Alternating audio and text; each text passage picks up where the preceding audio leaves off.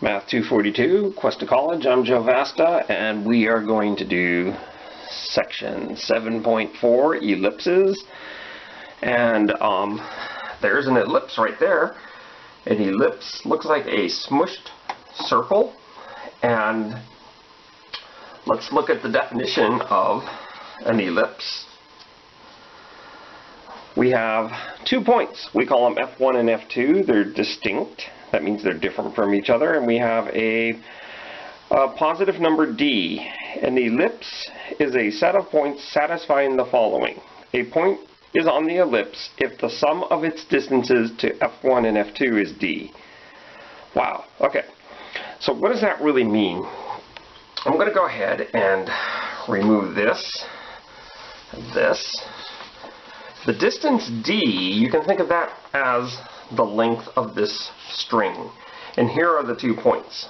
So here's point 1 and point 2, and then we have distance D is the length of that string. Okay, so maybe the length of that string is length 8 or something. Okay, we'll just say that. So this is what an ellipse is. It's this point right here.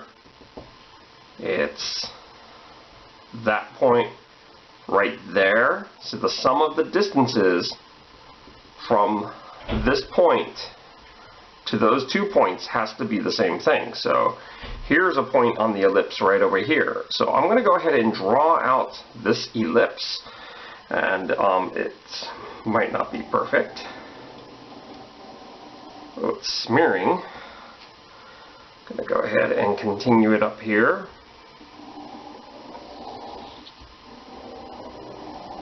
And there is the ellipse.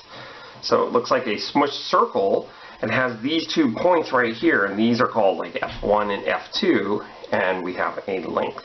So if I made those points closer together or further apart and varied the length of the string, I would get different kinds of ellipses. So let's go back to the one that I have drawn right there. So that's an ellipse. And once again, our definition, we'll move this up a little, says F1 and F2 are 2 distinct points, and D is a positive number. An ellipse is the set of points satisfying the following. A point is on the ellipse if the sum of its distances to F1 and F2 is D. The points F1 and F2 are called the foci. So what we have, I'm going to split this ellipse in half. We're going to go like this. And what we have is we have these guys right here. Let me just put them right here. So here's F1 and put F2 right here. Those are the foci. Foci is plural for focus. So if there's just one of them, you have a focus. And I'm going to go ahead and put a point on the ellipse. So if the length of the string is 8, and this distance right here happens to be 5, then what is this distance here? That distance there, if the length of the string is 8, will be 3. And we can do another one. This distance right here, let's say this distance right here is 2, then the length of this distance right here, if the length of the string is 8, this would have to be 6. So that's the deal. The point is on this ellipse if these distances, 1 to F1 and 1 to F2, add up to 8. So that is all this definition is saying. And that is our ellipse there. F1 and F2, they're called the foci. The center is the midpoint of F1 and F2. So the center is like right here. And hopefully we're not too surprised that that's called the center. The major axis is the chord which contains F1 and F2. A chord connects 2 points on the curve. So this line segment right here from this guy to this guy. That line segment is called the major axis, and that's just from this definition here. Let's move this up a little. Now we have another line segment called the minor axis. It's the chord perpendicular to the major axis containing C. So this guy right here.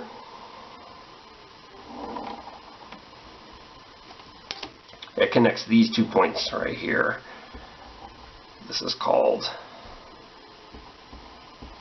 the minor axis.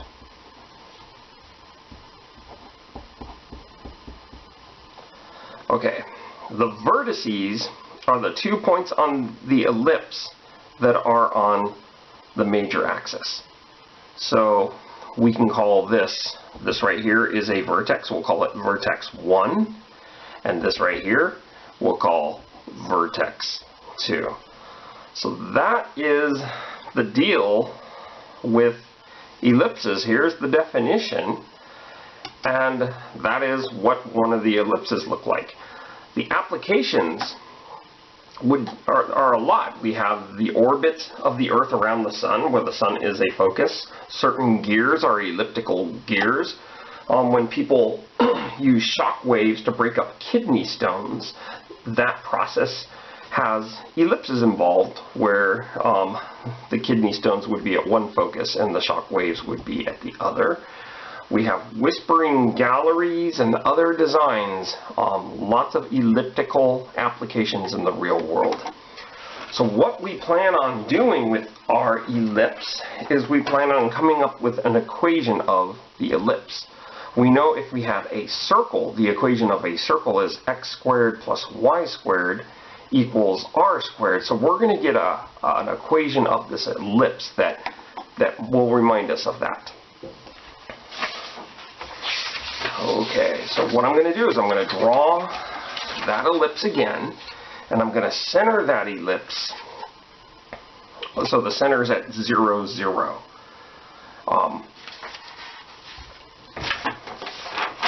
Want to actually do one more thing before I do that. Let's go back here. So let me ask this question. So the length of the string, length of the string is, we just said it was 8. So the question is, how long is the major axis? So that's our question. How long is the major axis? Okay, so how do we figure this out? The length of the major axis. Let's go ahead and say this is the point right here. We know, let's make the string here. The string going from here to here, and then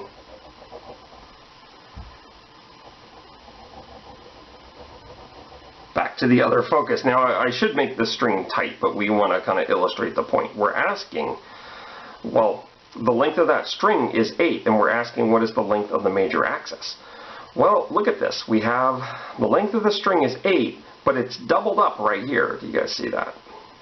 And so this doubling up of the string length is still 8. You can cut the string and take this top part and put it over here. And you'll see that the string runs from vertex to vertex, which is the length of the major axis. So how long is the major axis? It is the length of the string, which is 8. So I guess an important fact to state is that the length of the major axis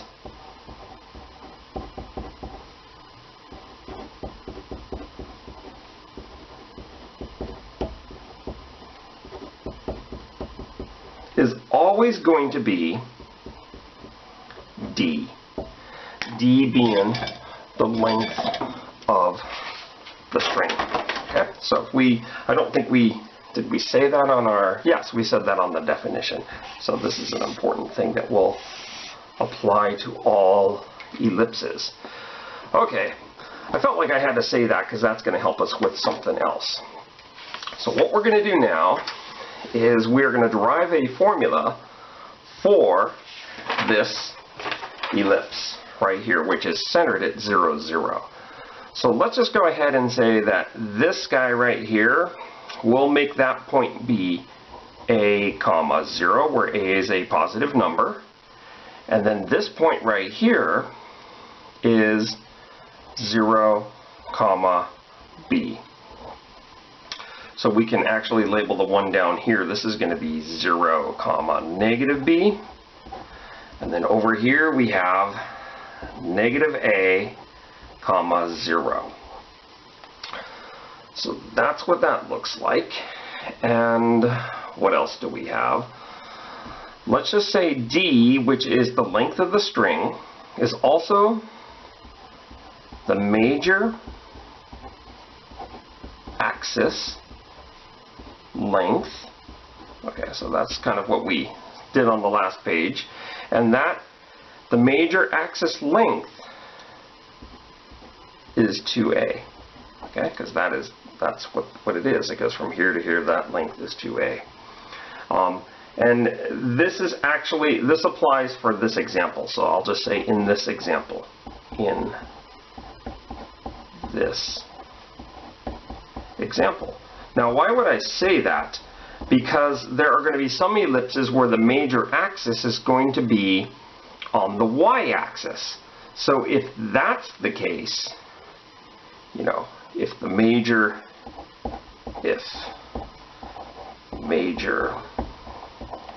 axis is on the y-axis,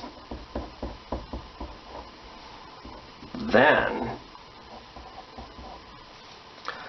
the length of the string d is going to be 2b. So your values of b will always kind of lie on the y-axis, and values of a on the x-axis. So I'll put this in a cloud because that does not apply to what we're looking at right now. Okay, so the next thing we want to do is we want to put our foci. Our foci, we'll just make them be, let's see, right here and right there. And so this is going to have the coordinates c, comma 0, and this one is negative c, comma 0. Okay, the next thing we want to do is let's put our string in here. So this right here, let's just say it's a red string. Want to check in on the camera and see if it's still recording. Yeah, so that red string has length 2a. Okay, so remember that has length 2a. So just half of that, this guy right here, it looks like a triangle here. In fact, it is. This hypotenuse has length not 2a, but a. Okay, because there's a here and there's a here. So I'm going to go ahead and draw this triangle right below so we can focus on it. And I'll go like this. So I went ahead and drew that triangle, and it's actually a right triangle there. We said that it had hypotenuse A.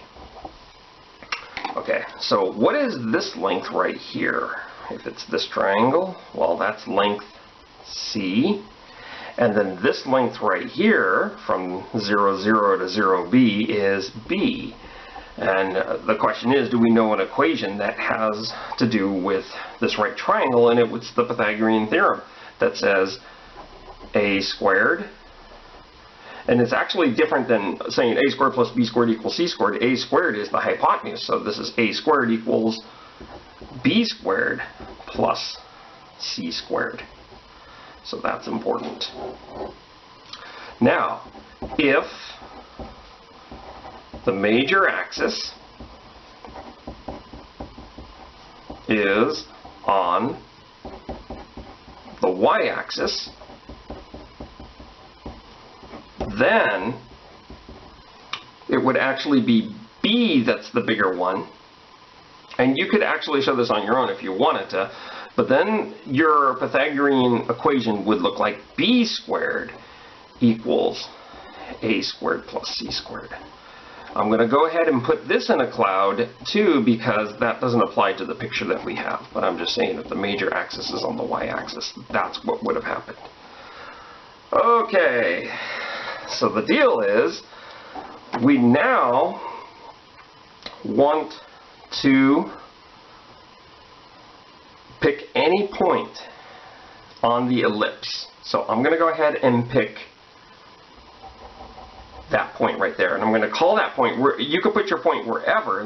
What we're doing right now on this piece of paper is a derivation. You do not have to do the derivation in your homework. I'm going to pick this. I'm going to let this point be x, comma, y. And I'm going to make the string be purple, I guess, in this one. So look at this. There's my string part of it, and then the other part's going to hook onto that right there. And what I'm going to say is this string, this purple string, has length 2a. Now what's another way of saying that? Well, the distance between these 2 points, negative c0, plus the distance between these 2 points, positive c0 and xy, those two distances will add up to 2a, the length of the string. So let me write that down and see. It does look pretty confusing. So there's the distance from negative c0 to xy, plus the distance from c0 to xy. Okay, so we're saying this distance here, let's go ahead and make this in yellow. That's this distance here. Then this guy right here we'll make in orange.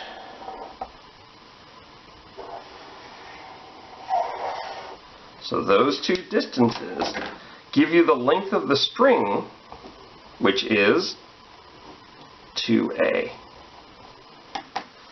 Okay, so here's the bad part, and I'm not going to go through this, this is going to take lots of algebra. Now, let's go ahead and show you the algebra here.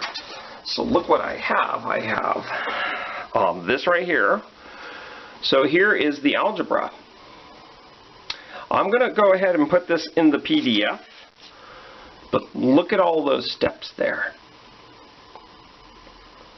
Woo! Okay, and then you get down to the bottom there. So that's what you get down to. X squared over a squared plus y squared over b squared equals 1. And there's no way. I mean, we can spend 20 minutes doing all that algebra. You're not going to have to do that in your homework. But it gave us a result. And that result, I have no room to write it here. Oh well, I'll write it, I don't know where to put the result. I'll put it right here. I actually do have some room. So this gives us, out of lots of algebra, and using the distance formula, that's what I did on that sheet, x squared over a squared plus y squared over b squared equals 1. So that is our main result right there. And that is what we're doing here. This is kind of what we're doing. So there's the equation of an ellipse that's centered at 0, 0, that has major axis like that and minor axis like that. It will always look like this. And in fact, if you made the ellipse so the major axis was on the y-axis and the minor axis was on the x-axis, believe it or not, you would get the same equation. Now we got to remember that A is always going to be married to X and B is always going to be married to Y. Not all books do that, but I think this is a good approach. So the next thing we're going to look at is this right here. Okay, so what we have is we have the thing that we just derived. And now we're saying that, you know what, our ellipse doesn't have to have center 0, 0. It could have center anywhere, H, comma, K. And that's what this says. And that's going to tweak this formula a little, just like you did with a circle. So instead of having x squared, you have x minus h squared, y minus k squared, and then everything else is the same. So let's move this up right here. And this will also be included. Anything that's typewritten will be included in the PDF file that's next to the video file on my website. There's the equation of the ellipse. Has center HK. A gives the horizontal distance from C to the ellipse. B gives the vertical distance from C, which is the center, to the ellipse. Little c gives the distance from the center to a focus. I have these written down. A squared equals b squared plus c squared. If A is larger, he's the top dog. And if b is larger, then b squared equals a squared plus c squared. So if A is larger, it's going to look like an ellipse that looks something like that. And if b is larger, then it's going to look like an ellipse that looks like that. Now, here's something new. It says E, and I actually didn't write what that word is. So let me write this down.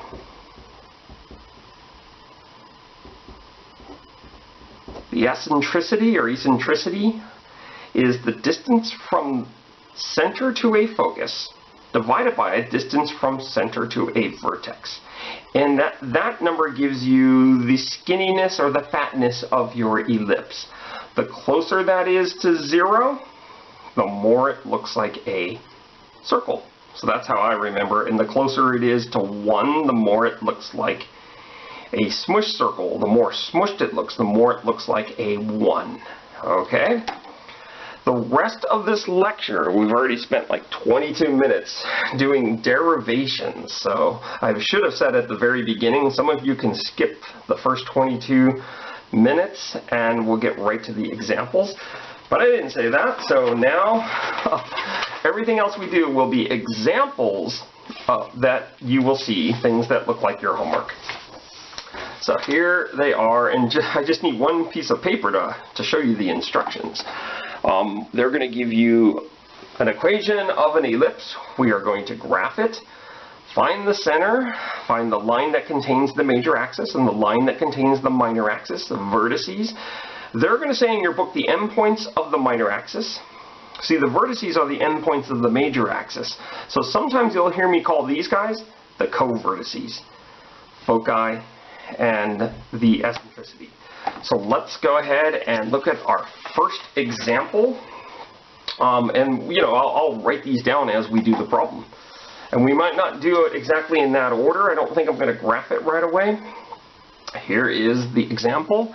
I've got some grids below, which is going to be very helpful if you want to graph an ellipse. So I have x squared over 4 plus y squared over 25 equals 1. Let's go ahead and find some things here. This kind of reminds me of the equation that I have where it's like x squared. Well, I'm not going to write out the equation, but this is like x squared, and this guy right here, that 4 is a squared. Okay, and then this 25 is going to be b squared. Remember we said a is married to x and b is married to y. So if a squared equals 4, then a is going to equal 2. B squared equals 25, then that means b is going to equal 5. Now you could say, oh, we do the square root property and get a plus or minus 2 here, but a is defined to be a positive number. Okay, that's how we did it when we derived it. So let's go ahead and find the first thing they wanted us to find, which was the center. Okay. Okay, the center, remember how we had, where the equation right here, it says x minus h squared. And so we kind of have that, except our minus h isn't there, and neither is k.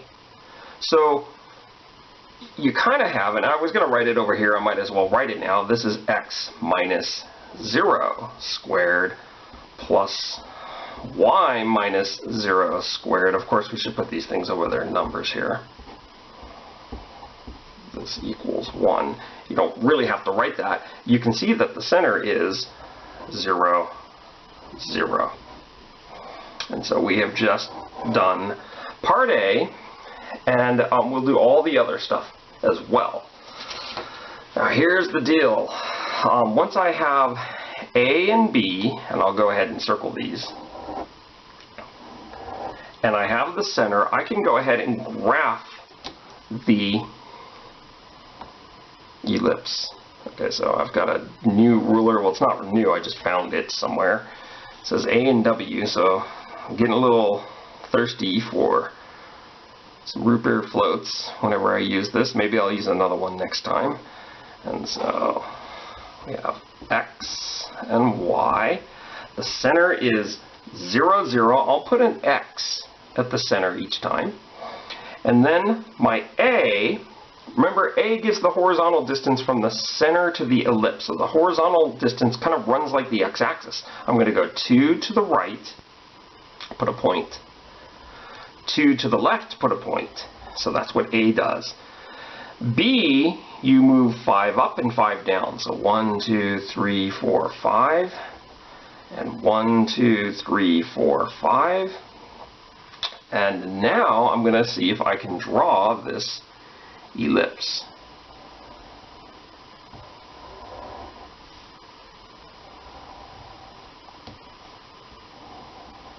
And there it is. Here's negative 5, 2, 5, negative 2. So, you know, the part that says graph, that was like the very first thing they told me to do. There it is. I finished the graph. Let's go ahead and find the other things they asked me to find. This was part A, find the center. Part B asks us to find the line containing the major axis. The major axis happens to be this guy right here. The major axis is just a line segment. The line containing the major axis is, this is the y-axis. And what is the equation of the y-axis? The equation of the y-axis is x equals 0. So there's the major axis. Part C asks for the line containing the minor axis. The minor axis is this line segment right here. So the line containing that blue line segment is actually the x-axis. And so the line that contains the minor axis is y equals 0. Okay. So maybe this problem is not as bad as the derivation that we did, and for sure it isn't. So you do a few of these problems in your homework, you'll get the hang of this. Part D. Part D asks for the vertices. Okay, the vertices sit at the ends of the major axis. So there they are. Now we want to be careful not to say 5 and negative 5. We want to write them as points. So we want to say 0, 5 and 0, negative 5. Now if we were lazy, and I was kind of wanting to do this, we can write 0, comma, plus or minus 5. But oh well, I've already written out, those are the vertices. Okay, so I'll write this here. These are the vertices. Okay, E says what are the endpoints of the minor axis? Minor axis, and I was calling them co-vertices. Your book won't do that. The co-vertices are these guys right here. So we actually, let's be lazy on this one and say plus or minus 2, comma, 0. Those are my co-vertices. Okay, I only have 2 more things to answer. The next thing, part F, being the foci. Conveniently, that starts with an F there. So let's go ahead and find the foci. How do I find the foci? I need to know what C is. Okay, and who's the top dog here? Is it A or is it B? Well, the top dog happens to be the bigger one, which is B, and the parabola looks like this. It kind of opens up and down or whatever. So the Pythagorean theorem that I'm going to use for this example is where B stands alone. He's the top dog. So B squared equals A squared plus C squared. So let's figure out what this is. B squared we know is 25. A squared we know is 4. And then we're trying to find what C is. So C squared equals 21. I'll write that down. C equals plus or minus the square root of 21, but it's a positive value, so square root of 21. Now if you want to put that in your picture, you can. Let's see, that's between square root of 25 and square root of 16, so it's going to be 4 point something. Maybe 1, 2, 3. So the foci, they're going to be like right here.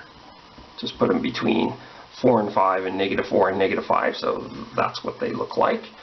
And maybe I put them there because it will be easier for us to write out what this is. They're both going to have the same x coordinate of 0, and then we'll go plus or minus root 21. And so those are the foci. Our last thing they ask us to do on these problems is to find the eccentricity. Or should I be saying eccentricity? Or maybe I'm saying it wrong. But what is this thing? Well, if you look at the definition says it is the distance from the center to a focus. That will always be little c. That will always be little c. Now the bottom is going to change.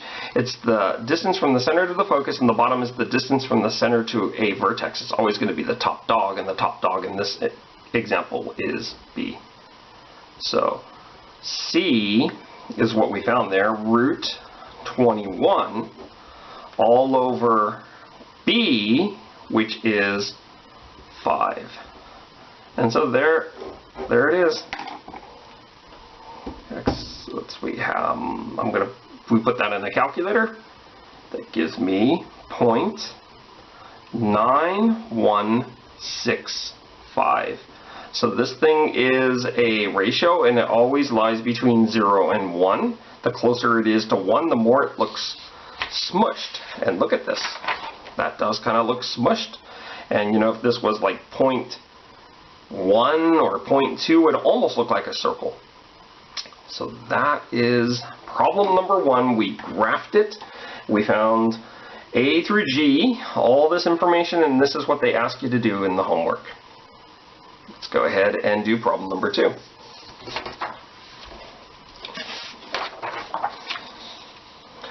Okay, so here's the deal. Looking at this, how could this be an ellipse? It does not look like it's in standard form.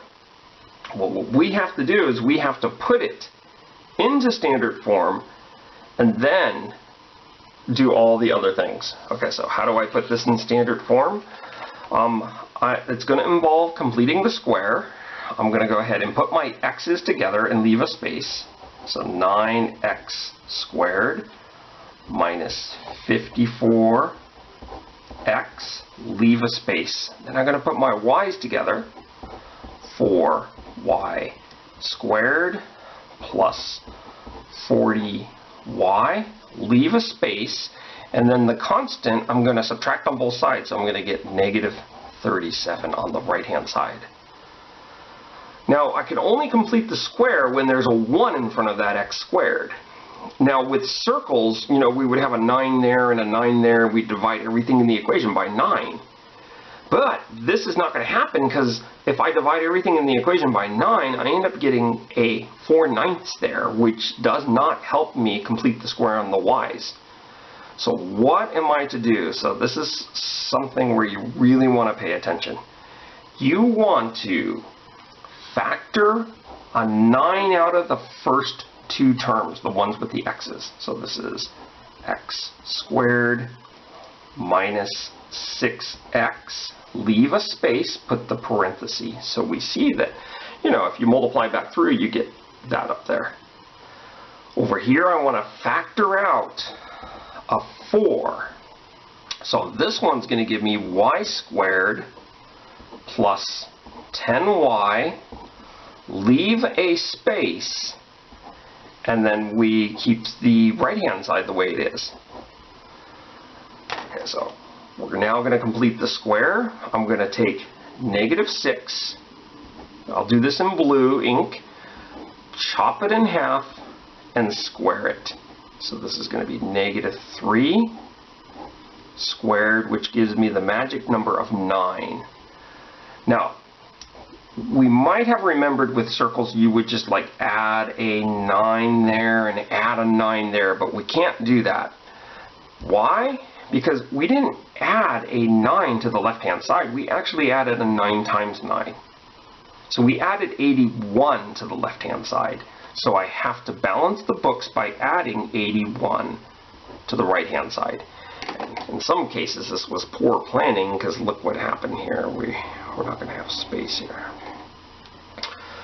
Okay, so now I want to do the same thing with y's. I want to complete the square here. I'm going to take the 10, chop it in half, and square it. Okay, so we have an airplane passing above us. It's got a low rumbling noise. Maybe it's a helicopter. So, there they go. Yeah, it is a helicopter. It's flying pretty low. Oh, get back to this.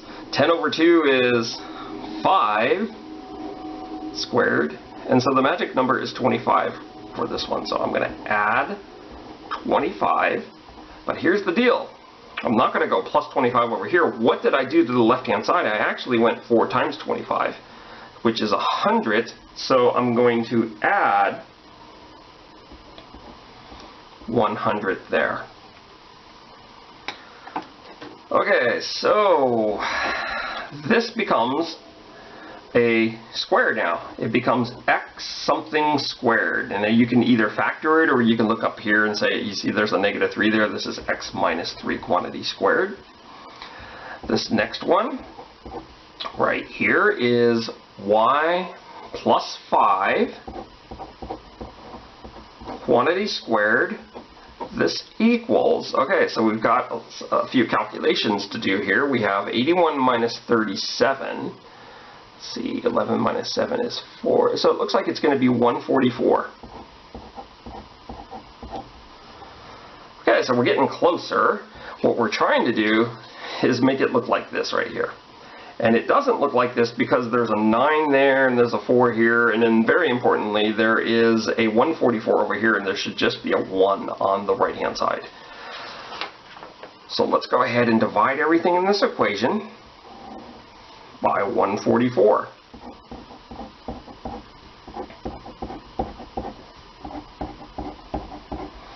Okay, so 9 goes into 144. I mean, if you put 9 in there, let's do that.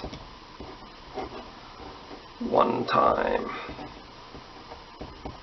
6. Oh yeah, okay, so it goes 16 times. So those are going to reduce to leave you a 16 on the bottom. So x minus 3 quantity squared over 16 plus 4 goes into 144. I believe that's going to be 36 times. So this is going to be y plus 5 squared over 36. This equals 1. We have just taken an equation of an ellipse, more of a general form, and we've kind of put it into the standard form, which is exactly what we have on our sheet here that gives us the information. So I guess the next thing that we're going to do after this is we're going to identify the center and A. Okay, so notice that we have a squared there and b squared there, and we're going to go ahead and graph it and do all the other information. Okay. So what I'm going to do is I'm going to take this information that we have here, throw it on another piece of paper because we're going to need space. And let's put the center. Well, before we put the center, we'll identify this guy as a squared. So a equals 4. And then this guy right here is b squared. B equals 6.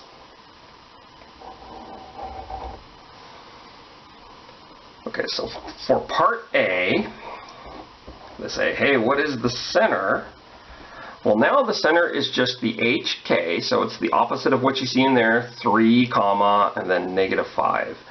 So 3, -5 is the center. So now it is time to draw this ellipse. I'll draw it right over here.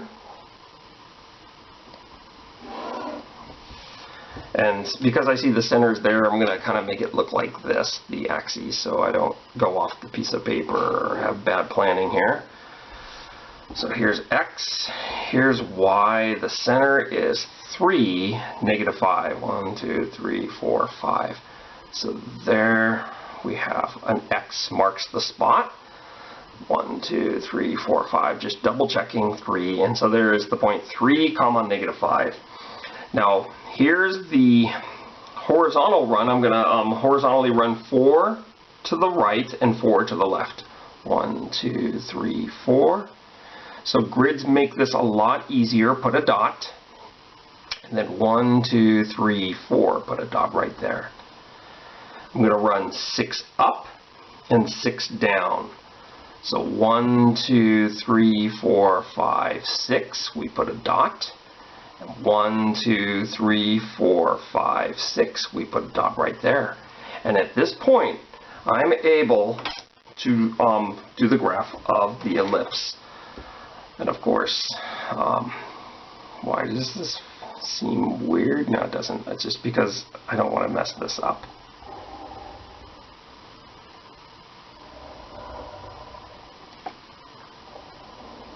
There's the ellipse. I'm going to do what I did on the other problem. The major axis, I will identify that with green line, which is that guy right there. It's the longer line segment. And I'm going to identify the other one, the minor axis, with a blue highlighter. Okay, let's go ahead and answer some questions here. The center being 3, 5. I'll label that 3, comma, -5. So let's see what we have. Part B asks us to find the line that contains the major axis. The line that contains that green line is a vertical line, and we are going to write x equals 3. Part C is the line that contains the minor axis. The line that contains the minor axis. And at any time you can pause this video and see if you can do the rest of this problem. The line that contains the minor axis is this blue line, which has an altitude of -5. It's below sea level there. 1, 2, 3, 4, 5. And the line that contains that blue line segment is y equals -5. Part D asks for the vertices. The vertices live at the ends of the major axis. So here's a vertex here. Now, you know, maybe we weren't counting, but remember how we counted 6 up and 6 down? You know, 5, 6, 7, 8, 9, 10, 11. So this puts me at -11 altitude, and this puts me at 1 altitude. And this is -1. Okay, so this might help out. 3, and we count it for 1, 2, 3, 4. So that puts me at 7. Okay, so these points, this is what we're looking for now. The vertices are those, and the first one looks like it's 3, 1. 3 comma 1. And the second one is 3 comma negative 11. Once again, if you have a different teacher, they might say, hey, we should be doing this all algebraically. Shame on you for looking at the picture. You know, and they would say that the vertices would be the center, it would be H, and then they would say K plus or minus, what would it be? K plus or minus B. And I've taught that way, and lots of times people do mess up the formulas because those change depending on which way your ellipse is. So that's why I always just graph it into it this way. Okay, so part E asks us to find the co-vertices. And of course your book, once again, won't say co-vertices, they'll say find the endpoints of the minor axis. Happens to be this guy right here and that guy right there. So negative 1, negative 5.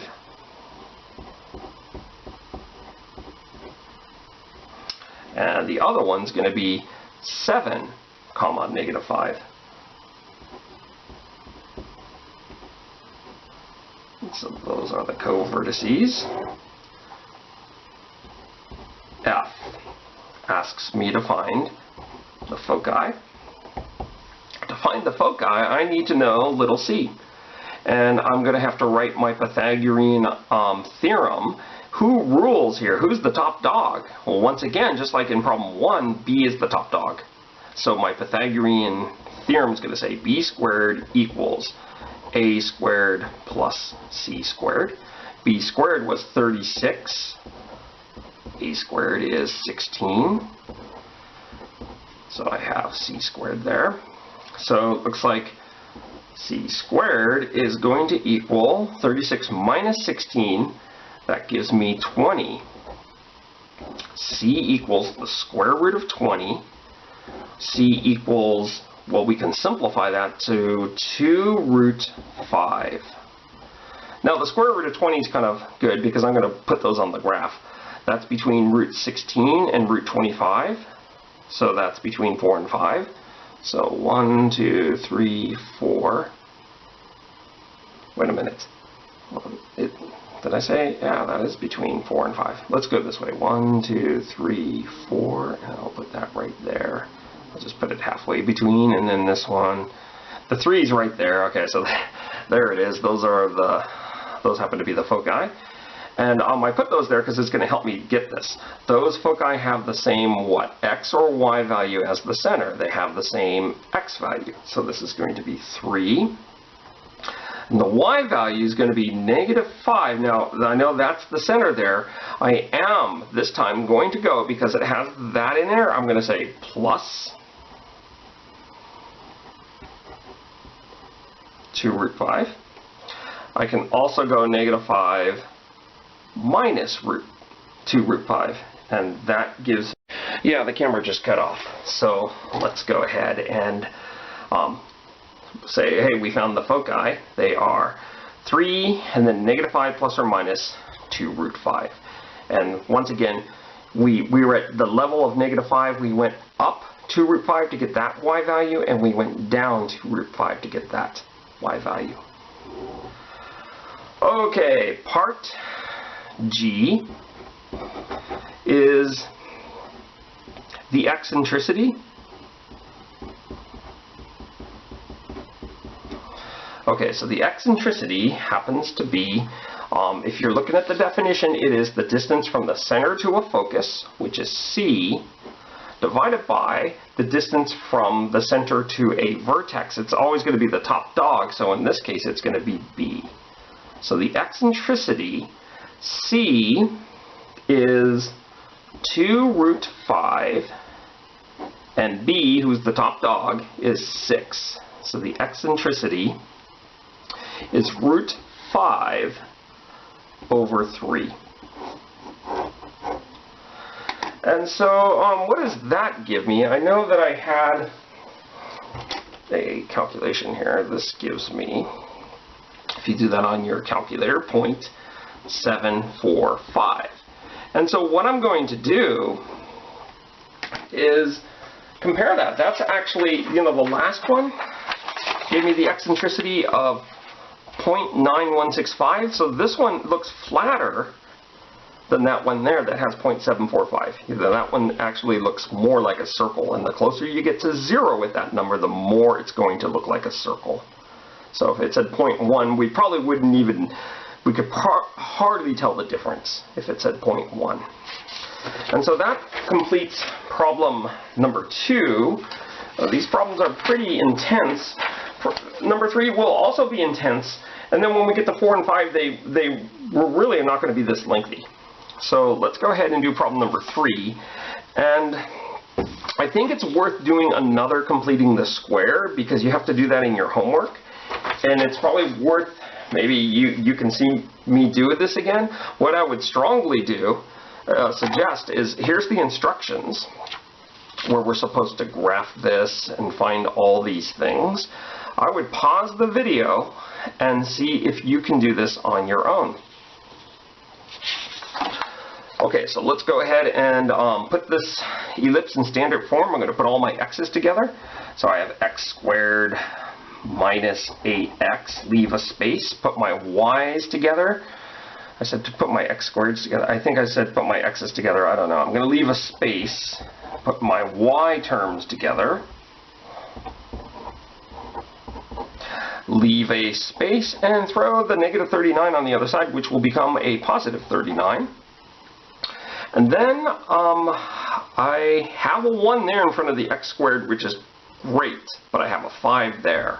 So I'm going to write these guys out again. We don't need to do anything there. But on the y terms, I'm going to factor a 5 out. And I'm going to have y squared minus 6y. There's the end of the parenthesis. This gives me 39. Okay, now it's time to complete the square. I'm going to go ahead and take that negative 8, chop it in half, and square it. So this is negative 4 squared, and the magic number is 16.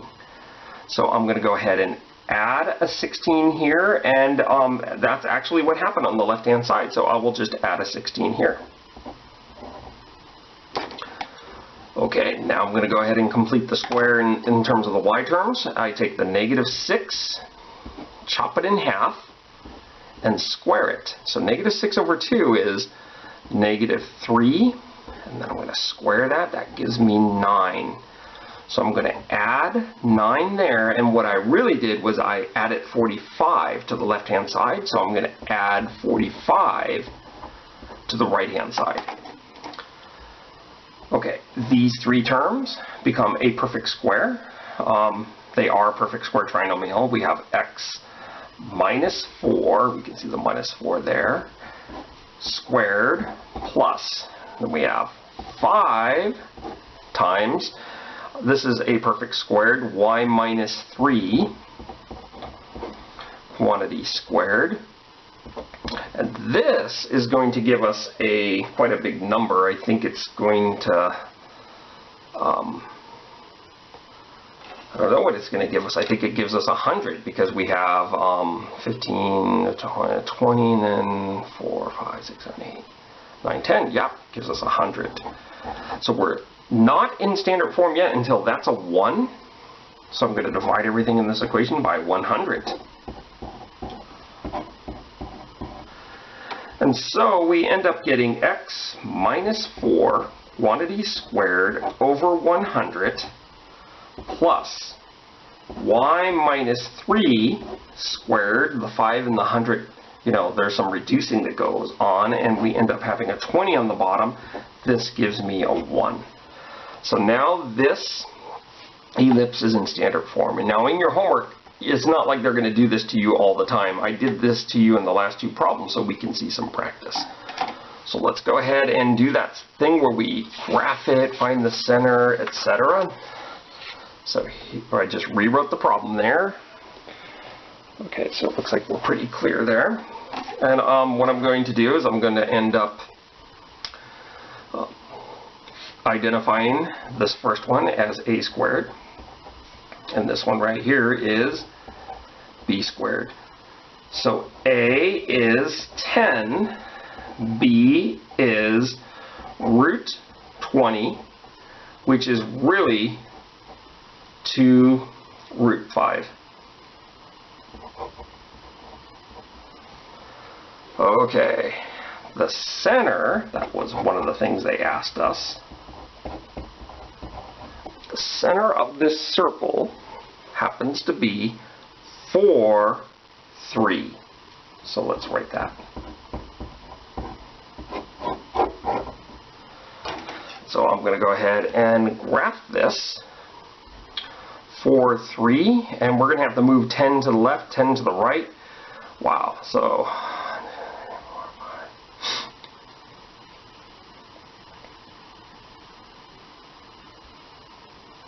just going to go like this and put it right here. 4, 3, so we'll go like this. So here's the x-axis, here's the y-axis. Let's put our center of 1, 2, 3, 4, 4, 3, 1, 2, 3. I'm going to put an x. X marks the spot. We're going to run 10 to the left and 10 to the right. So 1, 2, 3, 4, 5, 6, 7, 8, 9, 10, and put a point right here. Now when we did that, we actually went to 14. In case you were wondering, and we might need that number later on, and we're going to go 10 to the left. So 1, 2, 3, 4, 5, 6, 7, 8, 9, 10. And so there is another point that's on the ellipse. Going 10 to the left is like going 4 minus 10. This gives me -6 here on the x-axis. Just double checking. Now here's the tricky part, because this is not going to be beautiful. I'm going to have to go root 20 up and root 20 down. Well, what is root 20? I know I'm not looking at that. I'm looking at this. It's between root 16 and root 25. So this is going to be 4 point something. Okay. So I'm going to go ahead and move up 4. 1, 2, 3, 4. And I'm going to just put a point between 4 and 5. And then I'm going to go 1, 2, 3, 4. And then put a point between, 4 away and 5 away. And those are going to be points on the ellipse as well. So it's a little more uncomfortable when you have an A or a B that has a radical in it. But just take the ones... Note the ones you can take the square root that's below 20 and above 20, and then that will tell you that it's going to be, in this case, 4 point something. So now I'm going to go ahead and draw this ellipse. And something we never said is, I don't know what's happening to this pen here. It's getting kind of blotchy. Okay, so that looks pathetic. But one thing, maybe there's another black pin here. We never really have to find the intercepts of these, ellipses that are like this, okay? Because we don't want these problems to go for like an hour each. So let's go ahead and now we have the picture drawn, and it's kind of a bad picture there. Let's answer the other questions. I'm going to do what I did on the other problems, and I think on the other problems I made the major axis be in green. And so the major axis is obviously this axis right here that goes across, and the minor axis, that is in blue. Okay, so the line that contains the major axis is this horizontal line, which would be y equals 3. Part C, the line that contains the minor axis is a vertical line, and it's going to be x equals 4. Part D says find the vertices.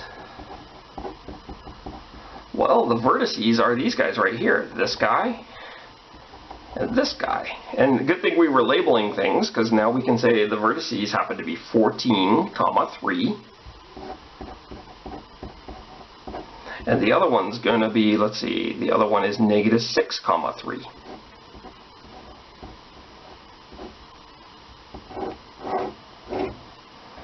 Now, if you were more of an algebraist, you would say, I'm going to take the center, which is HK, and then it would be H plus or minus the value of A. And that would give you these points, okay? But I'm using the picture on this. Part E asks for the co-vertices. Now, this is going to be a little trickier because it's these points right here, and they have the same what? X or Y value as the center. They have the same X value. So the center has X value of 4. And then the center has a Y value of 3, so we're going to go 3, and we're going to go up this weird distance of 2 root 5. So I'll just say 3 plus 2 root 5. It's also going to be, the altitude of this one's going to be 3 minus that. So plus or minus 3 plus or minus 2 root 5. Those are my co-vertices. Part F is going to be the foci. The foci, I have to find out what little c is. My Pythagorean theorem, well, who's the top dog here? It's actually A. So my Pythagorean theorem for this ellipse says a squared equals b squared plus c squared. A squared is 100, b squared was 20, and then here's c squared. So this is 80 equals c squared. C equals the square root of 80, and so I think that's 16 times something. This is going to be 16 times 5, so 4 root 5 is what C is. The foci live on the major axis. This square root of 80 is between 8, which is the square root of 64, and 9, which is the square root of 81. So 8 and 9, so 1, 2, 3, 4, 5, 6, 7, 8. So I'll just put them right here, and I'll put the other one right here. And that's going to help me get these coordinates here. They have the same x or y coordinate. They have the same y coordinate of 3, the same as the center. And the x is going to be 4 plus or minus, okay, so we add it 4 root 5 to get over here, and we subtract it 4 root 5 to get over there in terms of the x values. So this is 4 root 5. So 4 plus or minus 4 root 5, comma 3, those are the foci. The last thing we want to find is the eccentricity, which is defined to be the distance from the center to the focus, which is always c, all over the top dog, distance from the center to a vertex, which in this case is A. So in the last two examples, I think we were going C over B because the ellipse looked like this, okay? But now in this case, the ellipse looks like this. So the eccentricity is 4 root 5, that's C, and then make sure you don't put a squared there. A is just 10. So the eccentricity is 2 root 5 over 5, because those can reduce, and that completes this problem. If you want to know what that was in terms of decimals, this was 0.89, which I think was in between problem 2 and problem 1 in terms of skinniness. So that completes problem 3. Let's go ahead and do 2 more problems, and that will complete 7.4. These last 2 problems go a little faster than these first 3 problems. Okay, so in your homework you get problems that look like this. Find the standard form of the equation of the ellipse which has the given properties. Foci 0, 4, negative 4, 4, vertices 1, 4, negative 5, 4. Now, is it asking us to draw the ellipse? No, it's not. It's just asking us to find the standard form equation, which looks like this. So the standard form equation, I'm just copying it down, x minus h squared all over a squared plus y minus k squared over b squared equals 1. So we're supposed to find that. And some of you are like, well, you found it, put a box around it, we're done. But we have to figure out, well, like what h and k and a and b are. And that's what we're going to do. Now, what I'm going to do, this is just me, so I mean, you might be different than the way you do the problem than the way I do the problem. I'm going to do just a sloppy sketch of this because it's going to help me figure out perhaps some of these things. And so foci 0, 4, 0, 1, 2, 3, 4, so a foci is right here. And also negative 4, negative 4, 4. And so, look, do I know the midpoint, the halfway point between 0 and negative 4 on the x-axis? And the halfway point is, well, if you know it, I mean, that's good. That's going to be halfway between 0 and negative 4 is negative 2. So here is the center. The center is negative 2, comma, positive 4. So that's going to tell us what our h and k are. Now the vertices happen to be 1, 4, and negative 5, 4, which is a dot right there. And so this thing's going to look like this. I know this is just a crude drawing of it. And you now know, because of the vertices, the distance from the center to a vertex is the value of a. So the value of a happens to be, here's the center, we went 1, 2, 3, the value of a is 3. The value of c, by the way, was the center to a focus. The value of c is 2. So we already know what a is, we know what h and k are, so your center is negative 2, comma 4. This is h, this is k. We just have to figure out what b is. Well, we're going to use the Pythagorean theorem. Now, who's the top dog, a or b? Well, since the parabola opens like this and has the foci and the vertices all on the same horizontal line, the x is a horizontal line as well, then that tells me that a is the top dog. And our Pythagorean theorem is going to say a squared equals b squared plus c squared. A squared is 9. This equals b squared, which we don't know what it is, plus c squared, which is 4. So b squared equals 5. Do I have to figure out what b is? Well, not really, because I'm just putting a b squared there. So let's go ahead and write up our answer. It says x minus h, so this is going to be x plus 2 squared plus y minus k, so this is y minus 4 squared. Okay, these have to go over the a squared and the b squared. The a squared is, it's going to be 9. B squared we said was 5.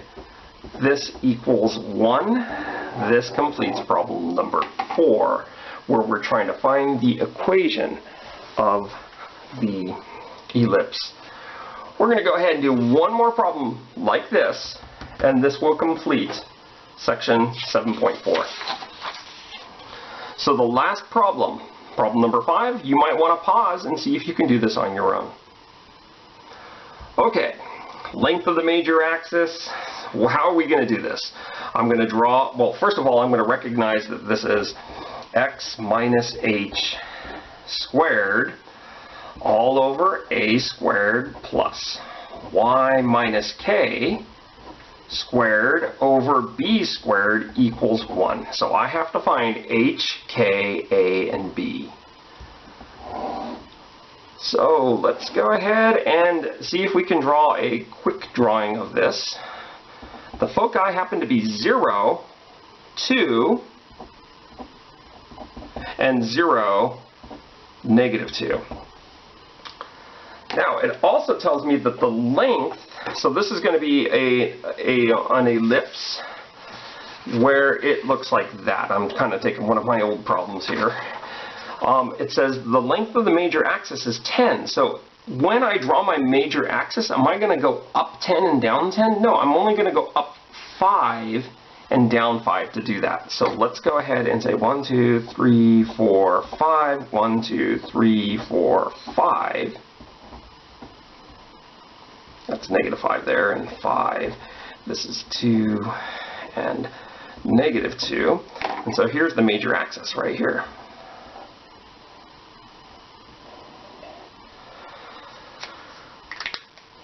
so that would tell me where the vertices are, and actually 5 is the value of one of the letters. 5 is the value of, since we ran from the middle, which is actually, so that there's many things I can say, and I'm kind of like messing up here. The foci being 0 plus or minus 2 tells you that the center happens to be 0, 0. Maybe that was the first thing we should have said. So that h is 0 and that k is 0. This is h and this is k. Well, we also know that the value of c is 2 because it's from center to focus. So c is 2. And when we go from center to vertex, because the vertices appear at the end of the major axis, that's going to, going from 0 to up here, because we are moving up and down instead of left and right, that 5 is going to equal b. Okay, remember b is married to y, and it's right on the y-axis. So we know what b is, so b squared is going to be 25. We have to figure out what a is. The Pythagorean theorem, we have to ask ourselves the question, who's the top dog on this ellipse? The top dog is b. So it's going to be b squared equals a squared plus c squared. B squared, which is 25, equals a squared, we don't know what that is, plus c squared, which is 4. So a squared equals 21. So let's go ahead and write up our answer. This is x minus h, x minus 0, this is just x squared over a squared, 21, plus y minus k, so y minus 0, that is y squared, over b squared, which is 5 squared, 25. This equals 1, and that completes problem number 5. So there are 2 applications in your homework. I think one's a whispering gallery, so try them out and see, you know, don't spend like 10 hours doing those 2 applications, but it just kind of ties this to the real world. We are done with 7.4. We only have one more conic section left, and that's hyperbolas, and they will be done in the next video lecture. You guys have a good day. Take care.